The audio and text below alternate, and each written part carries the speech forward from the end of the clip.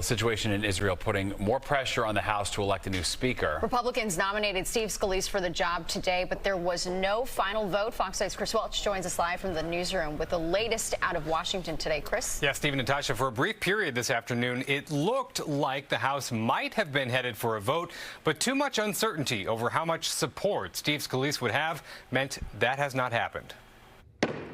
The House will come to order. The House gavelled in at 1 o'clock. 2.5 minutes later, The chair declares the House in recess subject to the call of the chair. they had adjourned. There has still not been a vote to nominate Louisiana's Steve Scalise as Speaker of the House. First, I want to thank my House Republican colleagues for just designating me as the Speaker. But evidently, what happened behind closed doors did not inspire the confidence needed that Scalise would be able to obtain the necessary 217 votes. According to Colorado's Lauren Boebert, Ohio's Jim Jordan secured 99 votes, Scalise 113. She says she will vote for Jordan whenever this hits the floor. But Jordan, according to Fox News, is not only telling his supporters to back Scalise, but Jordan will also be the one to nominate Scalise on the House floor. Florida's Matt Gaetz, who brought the motion to oust McCarthy, will back Scalise. Long live Speaker Scalise. Chairman of the House Foreign Affairs Committee, Michael McCall, when asked how the party can unify behind Scalise, that's going to have to be worked out in the next several hours to get to a unity consensus.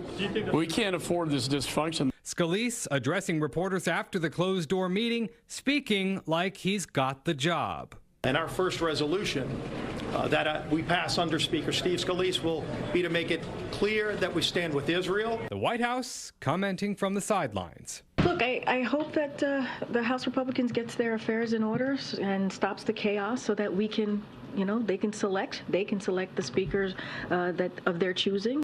All this on the same day movers carted Kevin McCarthy's belongings out of the Speaker's office.